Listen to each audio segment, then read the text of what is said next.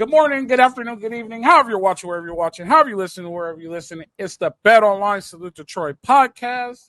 And we got 2/3 here of the Bearded Bandits. Thank you guys all for listening. Thank you guys all for watching, and especially those listening to her on the Mightier 1090. Our man Ryan Diary, we have a bittersweet week this week. Very bittersweet. How are you doing today? Doing good, my friend. Bummed I missed you guys on the live on Tuesday. Great job running that. Hopefully it was a good time. I'm sure it was, but happy to be with you today. Commitment yesterday, decommitment today, but a new commitment coming per a Lincoln Riley tweet. So the excited to bat get all into signal it. was out. I can't flip my hand 360 degrees, but if the bat signal is out, that means we got. What if I do it like this? I think that works. Works The for me. bat signal is out. We got to commit. We'll talk about that a little bit later. Hayden Stubbs officially decommits. Rumors are he's Hilton Stubbs. I'm sorry. What did I say? Dayton. Hayden. There's a Hayden Lowe on the team. So there's a lot of names. Hilton Stubbs officially decommits. What if I say he's a Trojan by way? Because if he does go to Florida, he'd be coached by Will Harris, who is a Trojan. I actually played with Will. Will's a year older than me. But what if I say that? Does that count a little bit or no? I mean, I don't know if Trojan fans would agree with you, but, I think that it's good enough. If he had never committed to SC and just straight went to Florida to play with him, then I think some people would get behind that. But the fact that he was here and then now has decommitted, I'm sure not many would feel that way. If I'm Lincoln Riley and I go back and look at the season and I recap the whole season at the end of the year, and the season starts in recruiting, if I go back and look at the whole season from the beginning of the year, I don't think I will accept any March commitments unless they really, really wanted to come to the school. Because it's starting to seem like March commitments are, how do you say it? Okay, so it's like when you want a new job. It's like when you want a raise, but you don't want to leave your job. And then you go out and start putting fillers out and people offer you more money. And you're like, well, this company offered me this much. I think that's what March commitments are. Just my opinion. I think they kind of use it like, well, this is what SC's offering me. What can you do? Oh, we could do better. You know what I mean? Oh, sure. The second man could always do better, right? Even the people we're flipping from other schools, we're doing better than what Auburn has to offer. And that scares me because I was listening to the radio this morning, AM 570. Those dudes are kind of funny. LeVar Arrington is on there. I listened to him on the way to work, and he was saying, well, it was LeVar because Brady Quinn wasn't on.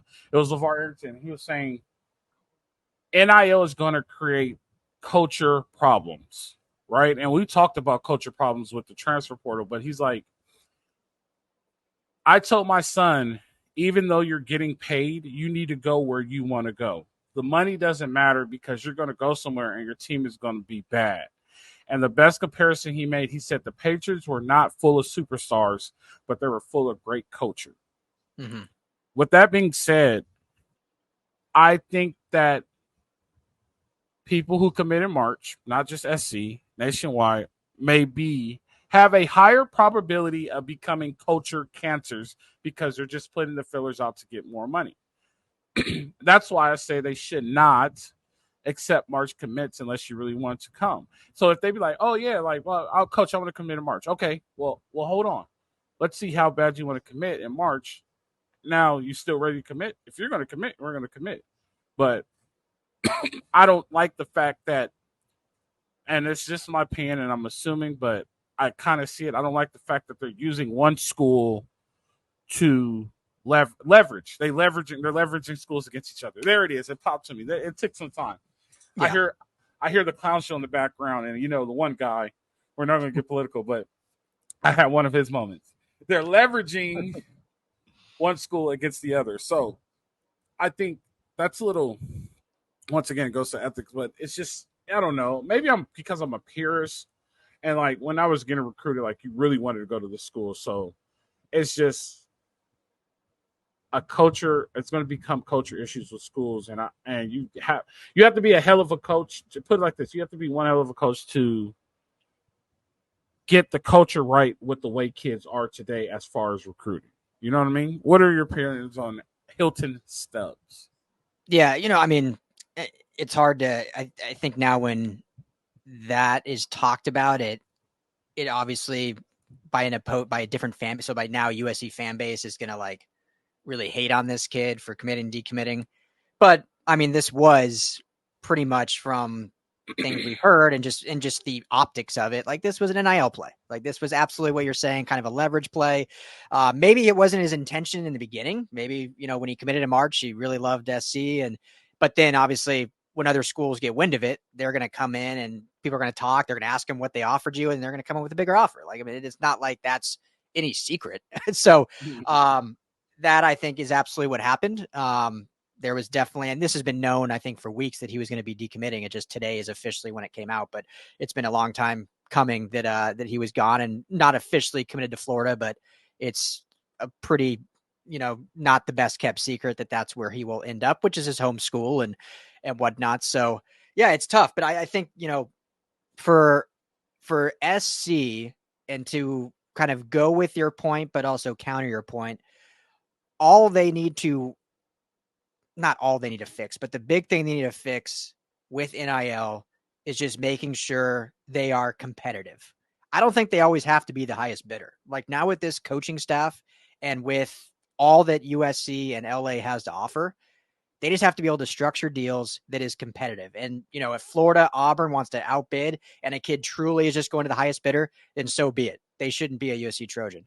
But if they're leaving because USC is offering laughable contracts or stuff that just isn't even competing, which I'm not saying necessarily is the case with Hilton Stubbs, but if that's the case, then that's where there needs to be things fixed. And we've talked about, the difference of how contracts can be, stipulated and, with for-profit and non-profit and stuff like that. And so this is ever changing. And I think SC's improving in that regard. But that's just the big thing because to my knowledge, these three big commits have pretty much all been NIL wise, not coaching related or football program or facility, or it wasn't like Eric Henderson just got beat out recruiting. I think it was, he did his job and then, the vultures came in and could offer more. Yeah. And with Stubbs, it was Coach Belk. So Coach Belk has been recruiting his butt off too and doing a great job. So, I wouldn't so much say vultures because we're doing the same thing. Yeah. I would just say the nature of the business. Yeah. Yeah. I would just say that's the nature of the beast now. And like, it's easier to flip a kid now than it was when I was getting recruited, right? To flip a kid when I was getting recruited is like, do I really want to make this change and go to this school and prevent regret? Now it's, oh, they offered you $1 million, we'll give you $3 million. Hey, such and such just offered me $3 million. What can you do? We'll match your $3 million. Oh, I might as well just stay home. You know what I mean? Like, yeah. So those are the things that you have to worry about. But here's the positive side of it. This is a decommitment of one of the deepest positions on the USC roster right now, right? And we were talking about this before the show, and I completely messed it up. So this class coming in has a bunch of DBs coming in. The next class, the 2025 class, if I'm not mistaken, has one, or is that the one that doesn't have any? So currently 2 corners. Okay. No safeties now with Stubbs, but 2 corners. So they have 2 corners coming in the 2025 class, and then 2026 has yet to have any commitments yet. If I'm right, keep me right here. I think it was mainly Julian Lewis, and then he reclassified. I can't remember who. I mean, they might have a few for 26, but that's so far down the line. That's so far down the line. But it happens now we see it's not even worth talking about anymore. Yeah. But yeah. But like, this is a deep position on their roster. Like, so there's no need to panic, right? I mean, I assume it's money, and that's my only assumption. But like I say, it's time to, like I told Jamal, it's like when you're driving and you get a flat tire. At the moment, it's a panic. But then once you fix the tire and put the spare on, you got to keep going down the road, go fix your tire, and things keep moving. That's my perspective of it. And it's my perspective of it because I've recruited before and I understand how recruiting goes. Like, decommitments is a normal thing. It's just I still believe that it's the stars and how everybody has so much access to it now. So that's just my perspective of it. Like, you just have to keep moving. Like, is it a bad thing? In this situation, no. But for the most part, like, we just got to keep rolling. This is a deep position. So it is what it is. We could have used them, but at the end of the day, I believe we'll be talking about how many of these kids enter the portal because there's just not enough spots for all these kids in today's game. So that's another thing you have to worry about. So yeah, definitely. It is what it is. Let's keep pushing forward and we got the bat signal out and let's just keep on moving forward. You got anything left on Hilton Stubbs? I mean, and this is more bigger picture that it is what it is now. This isn't even USC, but I am, and we've said many times, for NIL overall, for these kids getting paid. But I wish no contracts or NIL could be discussed until the high school player enrolls at the school. I don't like that these are contracts discussed with some of these kids are sophomores still. Yeah. I mean, Julian Lewis is technically entering his junior year of high school because he reclassified. He's graduating a year early. He is at the moment, now it's summer, but he just finished his sophomore year and everyone's talking contracts, money, this. Like, to me, it's like, let them do the recruiting process, choose a school based on what's right for them academically, physically, coaching wise. And then when we're there and they enroll, then you bring in NIL. And if they're not happy with that, then they can transfer in a year. Like, I don't like that this is all happening before they're even in college. That's maybe I'm too much of a purist too. And maybe I don't know, but that's the one aspect that I just cap it. They just need to cap it. Like I always say, like cap it. Like you can't have an uncapped market and make this the Wild West. And then you have situations like this. But if you know, I'm only getting 125,000 no matter what school I go to. And if I accept money and enter the portal, the next school has to pick up where I left off. If you know that, I guarantee you the whole recruiting and flipping thing and you can't leverage anybody against anybody, that whole thing changes. Guaranteed that changes. So that's just the way it is. And then once revenue share starts happening, once that officially kicks in and takes place, I think these other schools will have a little bit more issues, but that's a conversation for a later day. Positive news, we did get a recruit. Our number one recruiter, I would say. Yeah. Our number one recruiter, Julian Lewis, got another one in the books. I'm going to mess his name up. Give me his name, Ryan. I don't want to mess it up. Well, to my knowledge, Shamar Arnoux. I believe it's French. Shamar Arnoux committed 3-star receiver out of corner. Sorry, you're right. 3-star corner out of Carrollton, Georgia, where Julian Lewis is from. Yeah, his teammate. Yeah. His teammate. I think they're friends. They must be friends if you got him. You know what I mean? If you got him. So that's a big time commit. It's a later commit down the road. And I'm more okay with June commits because now their season's about to kick off and they're a little bit more occupied. Yeah. March, April, May, there's too much free time. Yeah, there's too much free time. They can take a bunch of visits. So I'm a little bit more okay with this commit. His buddy's going to school with him. You give them a little sense of comfort, you know what I mean? So that kind of work, and it kind of happy with the Gibbs and Terry thing.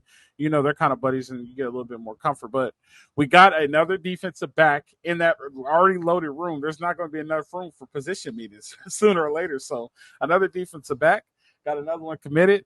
Depth at one of the most important positions. Like when I was thinking about this one too, when you think about this, they throw the ball so much, they're starting to become a rotation at defensive back. And they did it a lot at SC last year. I don't know if DeAnton Lynn does that, but it's one of those things like you need the depth because you could get hurt quick not having a good defensive back to come in just in case somebody else gets injured. So I'm happy with this. 3-star guy, ton of upside, ton of development. Like I said, our top recruiter, Julian Lewis, got him in. So where do you think we go from here? How do you feel about this commitment? Yeah, I think it's great. You know, he announced at the Rivals event just yesterday. Julian Lewis was at. You know, he announced, and Julian Lewis right there gives him the SC gloves. And so I think it's, you know, he was late offered by USC, so kind of a last minute offer almost that SC. I don't know if it was in a sense they knew the Stubbs decommitment was coming, so they say, okay, here's an opportunity, a good young kid who is also teammates with Julian. We can make sure to help solidify his commitment. So I think it was a kind of a double-edged sword thing where they are able to, I don't want to say replace Stubbs. I think Stubbs is a higher quality player right now, also coming as a safety, Shamar is a corner, but, DB is a DB at this point, at this age. So, but replace in terms of positionality. And then you also get a teammate of your number one must-have, hang-on prospect. So there's, as you said, their teammates, familiarity. It's like they can finish their senior seasons together at Carleton. Hopefully go win a state title and both end up in SoCal together and have some familiarity there. So I think it was a really smart player to go after. I think I haven't watched a ton of tape on him, but seems like a raw ability that has some good length to him. We'll need to put on probably a little bit of weight, but again, a whole year of high school still to play. So, I think it's a really, really smart addition. And I know people will see the stars and say 3-star, oh, who cares? But he could that can jump to 4 stars. He still has a whole season to play at high school. So, and 3 stars, and still are good for depth and development and whatnot. So, yeah, I mean, I think it was a great get, a needed get to add to this class. And I think the most important thing, like we keep saying, is, teammate of Julian Lewis. I think that helps. And you could see his excitement that he's committing, gave him the gloves, the SC gloves. And so, that's good to see. I'm going to tell you this. I'm going to prove everybody wrong. On July 16th, I'm going to build a team full of 3-star commitments to win the national championship. Just letting you know that. Do it. Like current or like in the past? Current. I'm going to take the University of Massachusetts and win a national championship on July 16th. Oh, in the game? In the game, yep.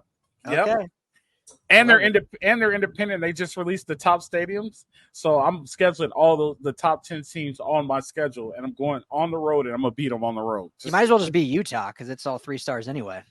Yeah, that's true. Just be Utah. Utah is a perfect example of why you don't need 5-star athletes. Thank you, Ryan. Where were you the other day? We brought that up. The problem is Utah's a perfect example, but they're also the example they've never gotten over that hump. Like they're always good. True. They're always smash mouth, but they've never actually been in the playoff because they just can't quite get over the hump. But their problem more is, and this is way off topic, but they don't necessarily lose the big game. They have one boneheaded loss early in the season or something. Like they always start off 0-2 and then put it together. So that's more their problem. Yeah. And Dan Mullen built his name off of being a 3-star developer. That Ole Miss team that he put on the map, he said himself was a bunch of 3 stars. So we're off that. So we got some gaps to fill. We got the back signal up. So let's do a little predicting here. You put an article out recently. I'm just going to go off your article. You put an article out. If you want to see that article, go to LAFBnetwork.com. And hopefully when we post this, you can put the link down in the post and you can go straight to it down the link. I just made Ryan do that. You like how I just made you do that right now? Good. Good. Put me to work. Yeah. So predicting Carday Smith, offensive lineman, committed to Auburn, 6'6", 300. I watched this guy play. This dude can move. This dude's going to be a tackle, and he's going to be a really good tackle. He recently decommitted from Auburn, right? Don't know if it's leverage, but it might be a leverage play. That's why I say can't play vultures, because I think we might have done the same thing. If we get this kid, we offered him more money than Auburn. That guy's out. That's what we're assuming off the bat signal. Corey Sims, wide receiver, 4-star out of Missouri. That's different. A commitment. He took his official visit. He went to Missouri. I don't think Missouri could give up. I don't think Missouri could keep up. Just what I'm thinking. So I think Corey Sims works. Corey Sims is another receiver, build depth. So just good build size. Depth at this. Yep. Big guy. So definitely. These are the ones I'm interested in. Noah, Micah. Oh, it is Mikhail. Okay, yeah, Noah Mikhail. Yeah. 6'2", 210. Perfect size linebacker in today's college game. He's going to gain about 20 pounds in his 4 years. Hometown kid. He's out of Laverne. I think that's the kid. Hopefully he committed. That's the kid that we need. I think we need more depth at linebacker, and I think we need more athleticism at linebacker. Don't think we're doing a good job there, just in my opinion, and we could talk about that later down the line. That could be a good August show. Riley Pettijohn, big name out there, 5-star recruit. Yep. Where's he from again? Texas. Has to compete with Texas. Has to compete with the A&M. He's that's where he's predicted to go, is Texas, obviously. So, yeah. Hopefully we can get Pettijohn going in there. That's another big guy, athletic linebacker. So, crystal ball, Ryan. Who do you think the bat signal is for? So here's my. I'll break it down. All 4. Why I listed those 4. So Carday Smith had his official visit just this past weekend. SC went great. He immediately decommitted from Auburn days later. I'm thinking this bat signal was for him. I think Carty Smith is going to be the announcement. I think Corey Sims, personally, on those 2 weekends ago when there was 3 bat signals, but only one name came out, I think he was one of those. I put that actually in an article back then. He's announcing June 30th, so on Sunday. So I feel like he was a verbal then and is going to announce on 30th. I could be wrong on that, but that's just my thought. And then Noah McHale is right now, all the predictions out there have him going to Oregon. I feel like USC is really pushing for him.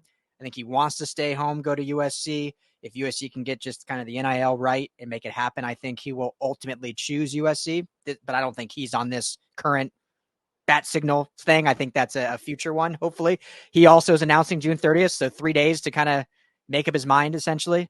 And then Riley Pettijohn, really SC's been given no shot. I think most predictions, Texas is in like the top 90% of like landing his commitment. But little by little, SC's kind of creeping up. He was at an event just this past yesterday, rocking an SC shirt or rocking SC gloves. That means nothing. I saw that. But it doesn't mean anything, but it does mean something, right? It's one of those like subliminal things. So I'm not saying he's going to, but it would not surprise me if he also ends up at some point committing. So, I mean, obviously some big losses for SC over this past 7 days. But if they can get these 4 commitments, that'd be huge. What I'll end by saying is, because I want to try to be consistent, is, if we're going to downplay the decommitments because it's June, I also want to downplay the commitments because it's June. So it'd be great to get some of these kids, but let's wait till the season starts, see how these games go.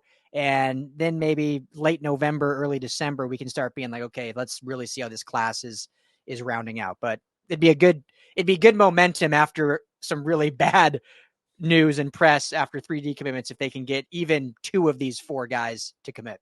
Definitely. Well, the bat signal's out. Bittersweet week. I think we're ending on a good note with a bat signal, so that's definitely great. Hopefully it announces soon. We'll find out on Sunday who we got. Ryan, I enjoy your time. It's been great. Those of you listening on the Mitre 1090, I appreciate you guys listening. Our fans on the YouTube, keep them coming. I know you guys hate me.